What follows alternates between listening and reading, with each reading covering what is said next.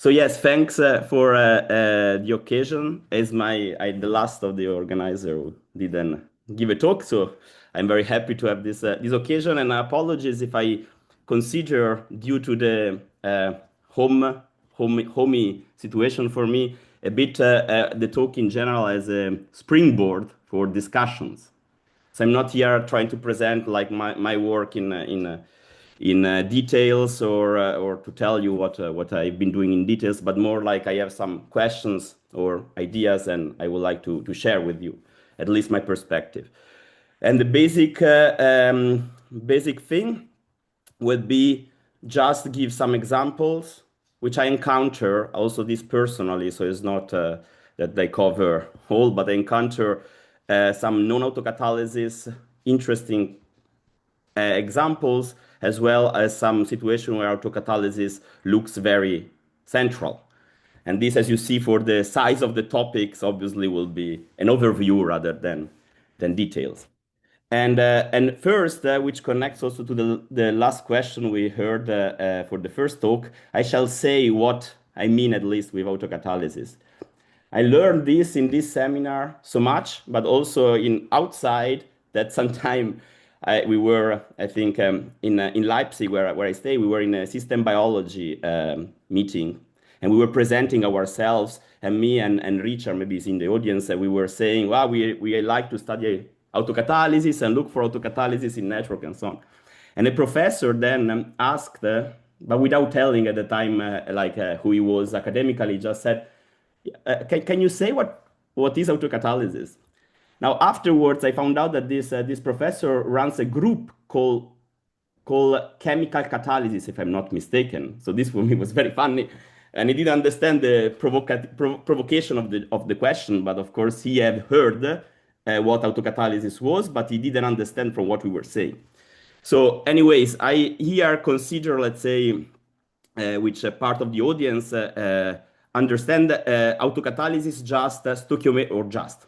I mean stoichiometric autocatalysis a la Blokhuis or a la Alex or also David. He's also here co-author. So I just mean, oh, what happened? Wait, I made some mistake.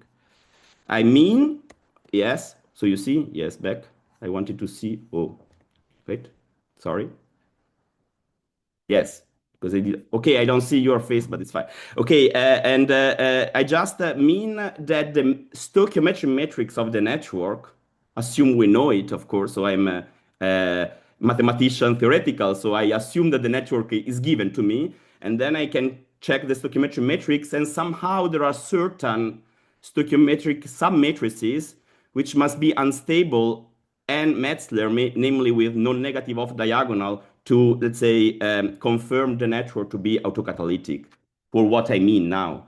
And this, of course, if you don't have the network, is already very unclear what does one mean. We discussed before, you can have models, but maybe you just want to observe something. This is not necessarily connected to food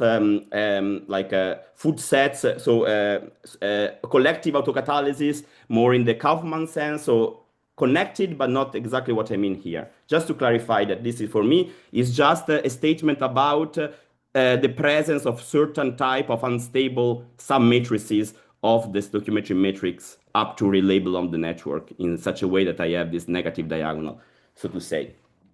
Yes. So, and then I start with three groups of examples, say.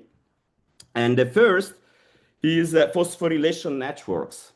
Now, this I tell because in the, let's say, chemical reaction network theory community, if I can say like that, vaguely speaking, let's say the Feinberg school or the descent on the heritage, a lot of time one sees talks, there is a lot of analysis of this phosphorylation network. That's how I learned them. I was sitting in after PhD, getting in touch with seminars with this community, and I always see this type of network, cascade, distributive, sequential phosphorylation, and so on. I'm not here discussing whether this biochemical is very fundamental or not. I'm just saying that this is widely studied, at least by applied mathematicians there. And these type of networks are sufficiently interesting as at least toy models to provide like an arena for not 4 papers, but I could easily, I think 20, 40 papers maybe on this. And they showcase very different stuff. So for example, it was studied B stability. They can show this dual futile cycle with mass action can show B stability. This is proven via this cast bifurcation, classic dynamical system theory approach. Actually, Juliette was in my PhD, so it was a postdoc in Berlin with Bernard Fiedler, which was maybe also in the audience. And then this was also before even I knew everything. These phosphorylation networks were already around me. And multistationarity, we have computer algebra where they discuss all the kind of kinetic space where you get multistationarity.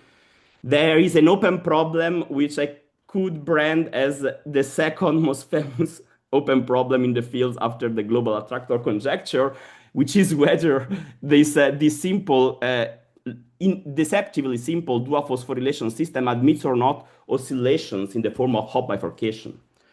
And there are generalization by, as you can guess, Argentinian mathematician, which had this very nice naming in honor of Lionel Messi, of course. So the structure of Messi biological system. So all these networks, very used, which I knew before being interested to study autocatalysis.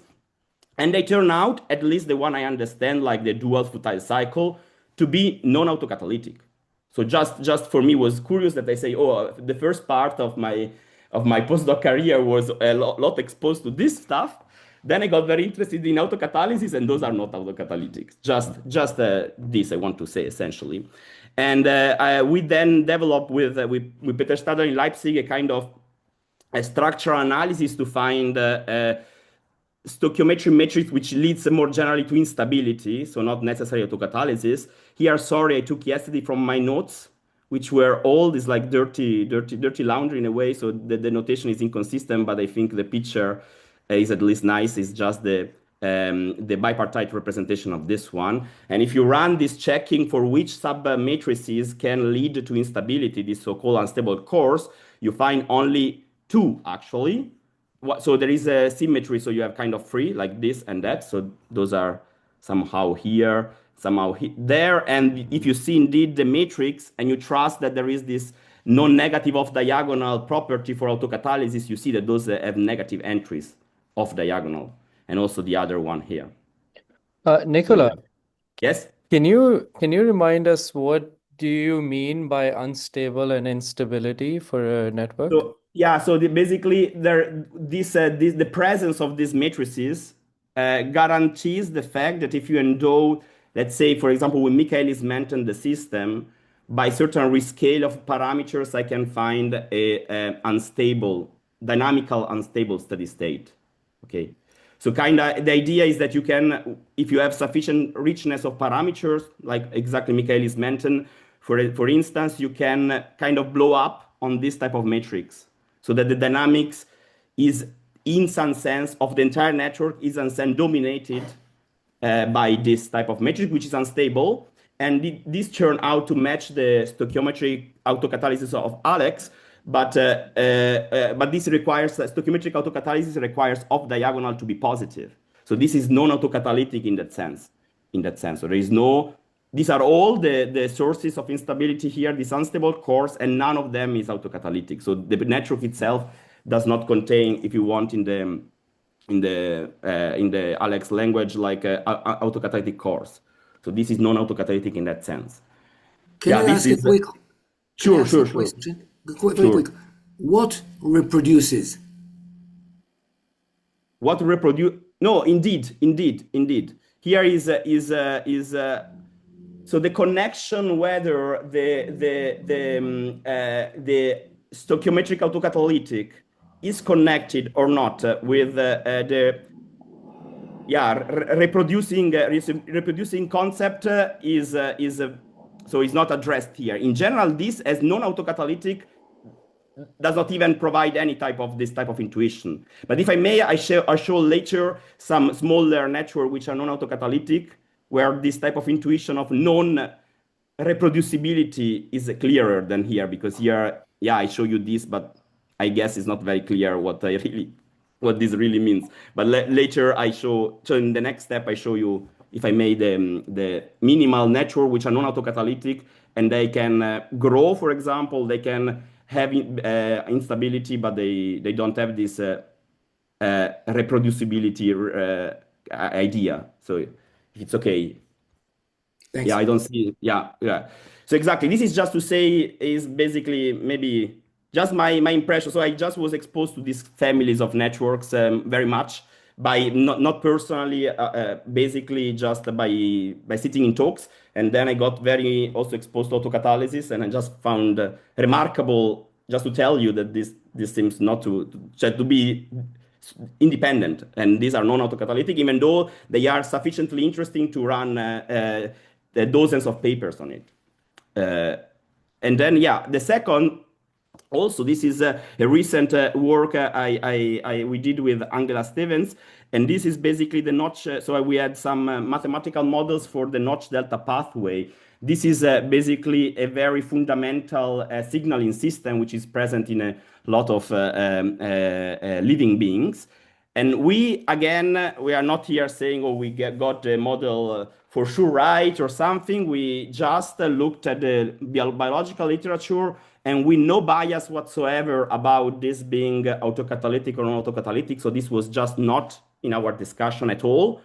We just wrote down models, actually two variants of the models, like one called cis inhibition model and the second, the ligand activation hypothesis. And both models, also in this case, were non-autocatalytic again in the sense of stoichiometric autocatalytic. They were not, but both had.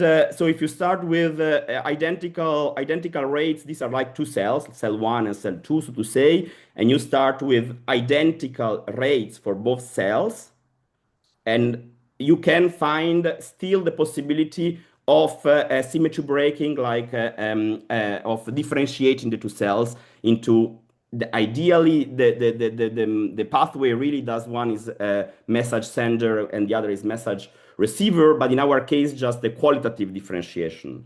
So it's basically for bifurcation perspective something like a pitchfork bifurcation, something like this.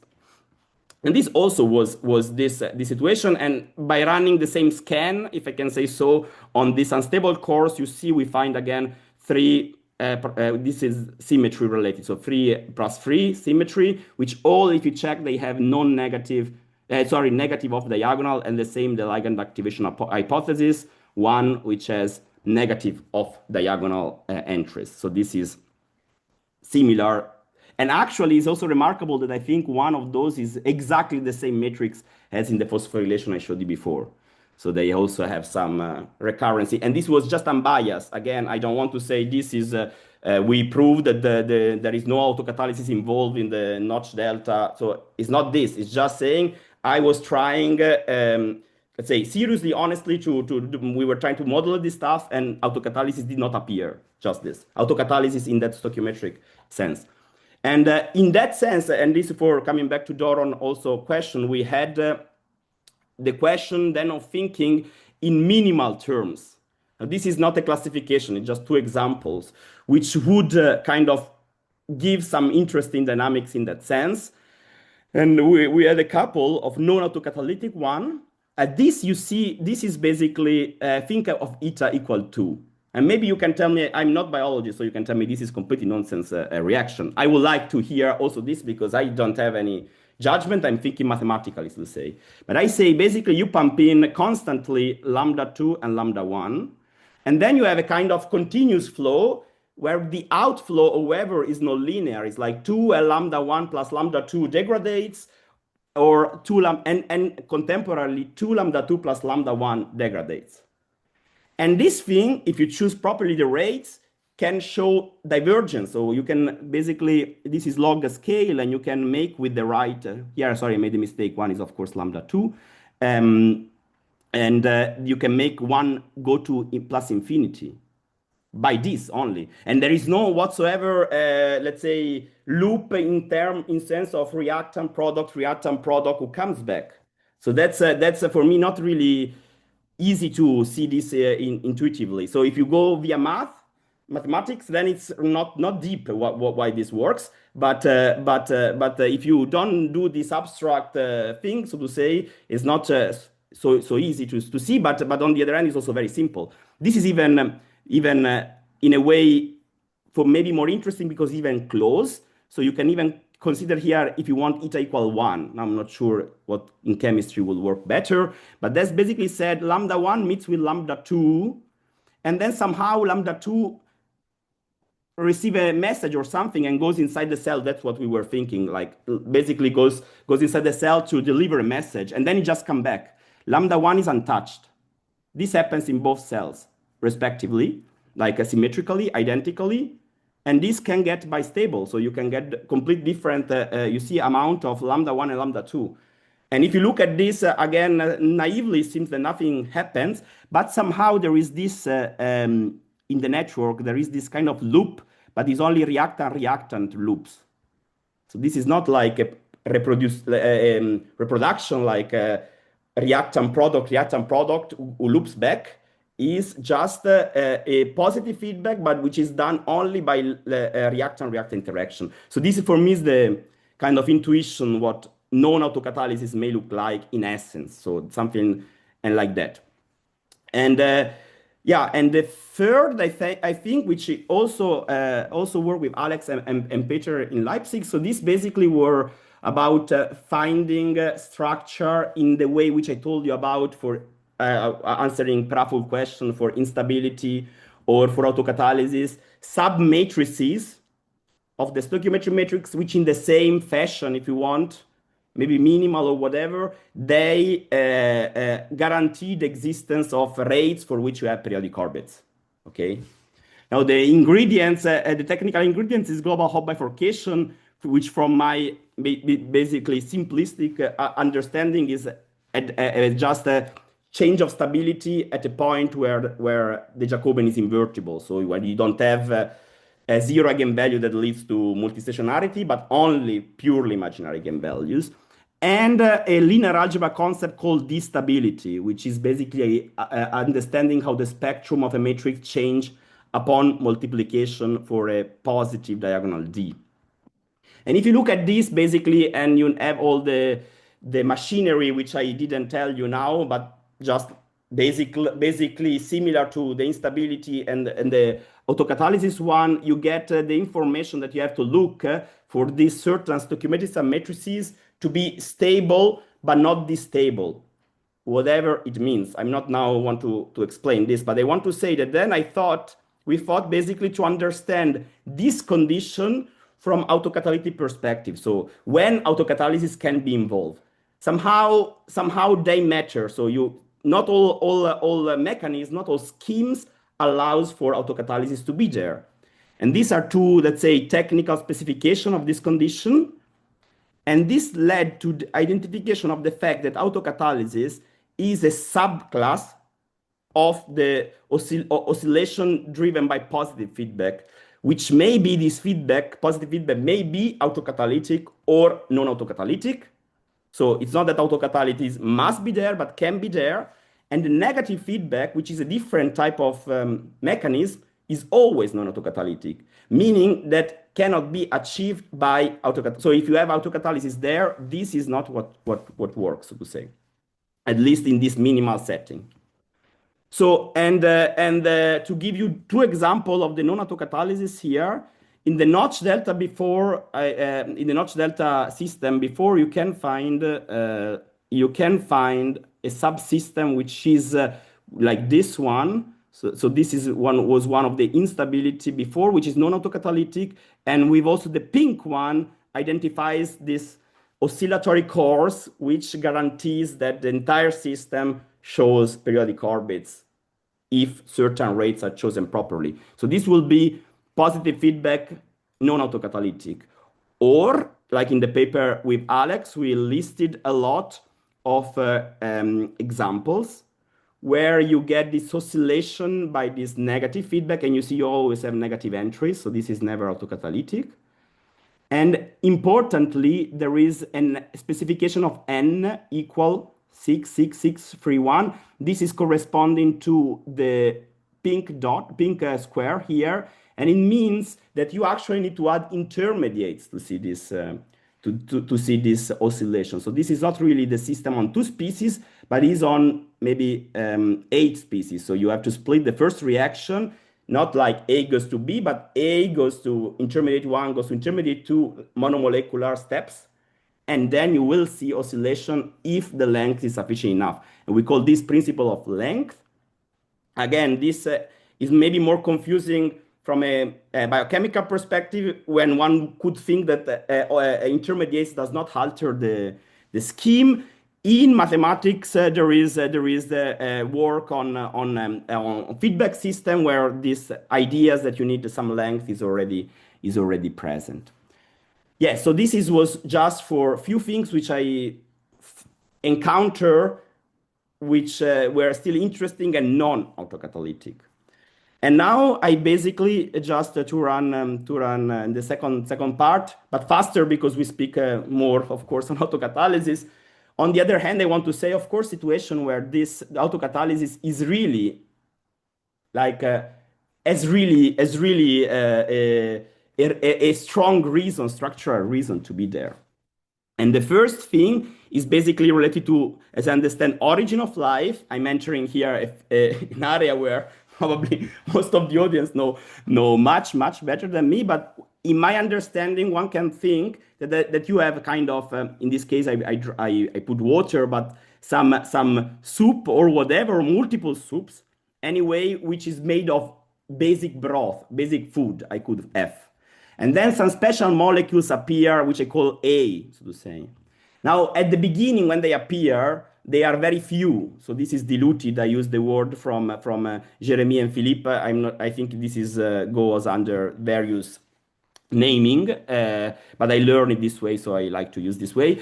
So so here, of course, you basically only have a reaction like A plus food, because that A finds another A is very unlikely. It's basically just saying that quadratic function goes to 0 much faster than linear functions.